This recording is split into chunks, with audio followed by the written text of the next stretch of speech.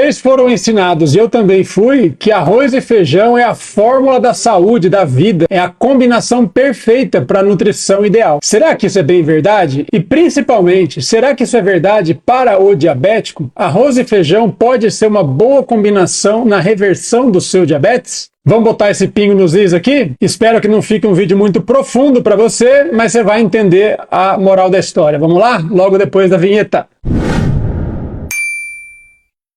Fala pessoal, saudações metabólicas, esse assunto promete, hein? Todo mundo cresceu ouvindo falar o tanto que arroz e feijão é bom para o brasileiro. E nós temos a combinação ideal no mundo. Ninguém mais teve essa brilhante ideia de misturar o arroz com feijão, só nós. E essa combinação é perfeita porque o arroz é fonte de energia, porque o feijão é fonte de proteína, tem ferro, tem um monte de coisa, tem fibra. Todos esses comentários botando a maior panca nessa combinação mágica. Vamos ver dois comentáriozinhos que eu tenho para fazer sobre esse assunto. Meu nome é Guilherme Marquezini e eu não sou nutricionista. Eu sou endocrinologista, sou médico, sou especialista na reversão do diabetes tipo 2. O principal enfoque desse vídeo é, na verdade, no arroz e feijão, impactando a sua reversão. Mas de brinde, como eu tive que estudar a fundo esse negócio aqui, eu vou falar umas coisinhas a mais que eu também estou aprendendo, viu? Essa é a grande vantagem na internet. O conhecimento tá aí, tá solto. Basta você achar a fonte boa. E é isso que a gente faz na reversão do diabetes. Eu escolho o tipo de conhecimento que mais vai ser aplicável aos diabéticos aqui, traduzo para vocês entenderem e explico como é que a gente faz. Foi assim que nasceu a Escola do Diabetes, que é o meu projeto aqui online de reversão e acompanhamento desses pacientes. Mas hoje o assunto é arroz e feijão. E o primeiro comentário sempre é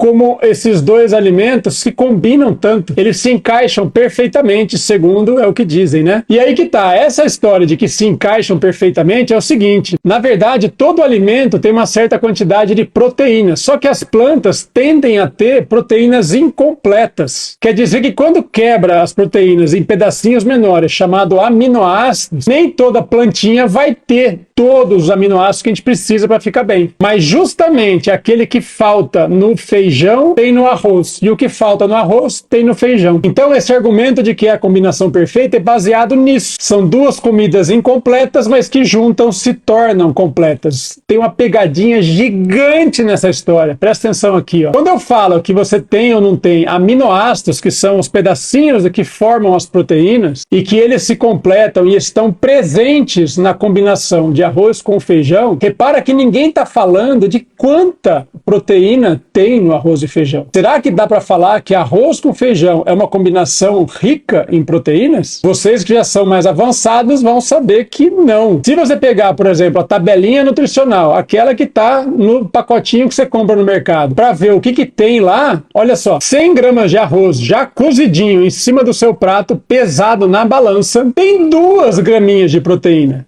De 100 gramas, 2 são proteínas e 30 são carboidratos, são açúcares. Quem aqui falar que arroz é fonte de proteína, entendeu? Tá difícil justificar. Ah, mas na verdade o rico em proteína da história é o feijão. Vamos ver aqui então. Mesma coisa, tá? 100 gramas de feijão prontinho, cozidinho para ir pro prato. 100 gramas de feijão, segundo a nossa tabelinha aqui, tem 4, 5 graminhas de proteína. Só para comparar, qualquer bifinho que você encontre por aí, 100 gramas também vai ter 20, 25, 30 gramas de proteína. Você tá comparando com 4, 5. Dá para dizer que feijão é uma boa fonte de proteína? Se você comparar com quiabo, comparar com alface, comparar com arroz, pode ser que seja melhor. Mas se comparar com comidas que realmente são fonte de proteína, não é. E tá longe de ser. Pode combinar o quanto você quiser, que só piora, porque um dilui o outro. Se você vai buscar proteína suficiente no feijão, ou pior, combinação de feijão com arroz, sabe quanto feijão você precisa comer por dia para bater a sua cota? Quase 2 quilos de feijão cozido. Obviamente, 2 coisas vão acontecer. Você não vai conseguir comer tanto, e se for tentar, sua banheira vai explodir pelos ares. O que é banheira? Banheira é o reservatório dentro do seu corpo guardado para receber açúcares, que é o que essas comidas realmente têm em quantidade maior. Então, na busca por proteína que tem pouco, o carboidrato que tem muito explode. E como é que você percebe isso? Explode na glicose. Você faz a fitinha após comer arroz e feijão e vai lá ver, mede para mim, não briga comigo, testa aí na sua casa, vê pra gente quanto que vai, sobe pra caramba. E não adianta atacar o mensageiro, só tô te dando a dica, você aproveita se quiser, tá bom? Já que eu tô te falando da primeira enganaçãozinha, vou te falar de outras então. Esse papo de que feijão é nutritivo, esse papo de que feijão substitui outras comidas. Por exemplo, feijão é rico em ferro. Verdade ou mentira? Quem aqui já comeu feijão na tentativa de tratar anemia quando era criança? Porque antigamente era comum, né? Olha aqui esse estudo de 1984, não é a última novidade não, tá? 1984 já estava falando aqui, ó. Olha a taxa de biodisponibilidade. Sabe o que é isso? Essa palavra complicada significa o quanto que nós conseguimos aproveitar do que tem no feijão. Porque com planta, pessoal, não basta colocar para dentro. Se você coloca um ovinho cozido, se você coloca um bifinho de carne vermelha para dentro, você vai aproveitar quase tudo. Ele some dentro do seu intestino. Aquela conversa que carne apodrece, que fica lá passeando por você, sei lá quanto tempo, tudo mentira, tá? Carne some dentro de você, tudo é aproveitado. Só que plantas têm esse esqueletozinho fibroso, que a gente fala tão bem das fibras, né, e tudo mais. Pois é, fibra é o que faz, por exemplo, você já deve ter passado por essa péssima experiência traumatizante para algumas pessoas, que é, no fim de semana, fazer uma feijoadona e na segunda-feira você tá vendo o restinho dela lá no vaso. No meio do cocô tem fibra. Fibra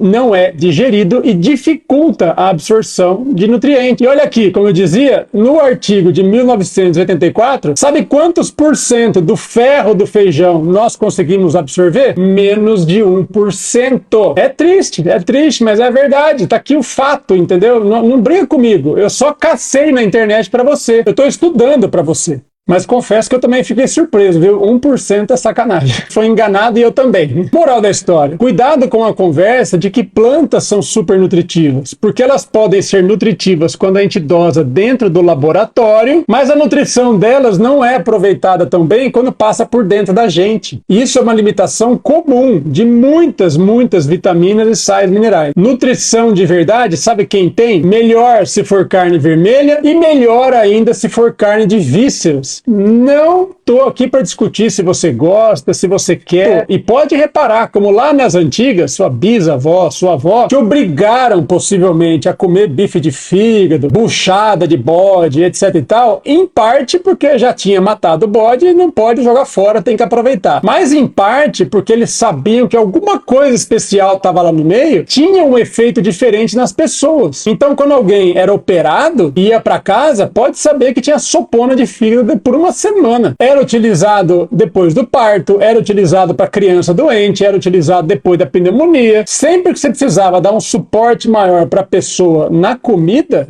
a gente apelava para as vísceras. Você pode fingir que não sabe do que eu estou falando, mas eu sei que você sabe. Na nossa cultura isso é muito presente. E não tem sopinha de batata que faça isso. Não tem quiabinho e principalmente salada verde que faça isso. Pode falar que, mano, que o arroz é importante porque é barato, tem coisa mais barata que vale mais a pena do que o próprio arroz com feijão. E sabe qual é a melhor notícia de todas? Nada disso que eu tô falando tem açúcar. Não vai encher a sua banheira. Te nutre, te dá sustância sem encher banheira, meu amigo. Pena que poucos vão ficar até o fim desse vídeo para ver essa dica tão valiosa. Deu para entender o argumento até aqui? É disso que a gente fala na Escola do Diabetes, é disso que a gente fala neste canal. Soluções práticas para resolver o seu problema de verdade. A solução tá aí, ó, ao seu alcance. Nem sei onde você mora, mas aqui nesse Brasilzão tá tudo aí do seu lado. Só que você precisa abrir os olhos. Você também foi enganado, eu também fui. Essa página vai virar. Toda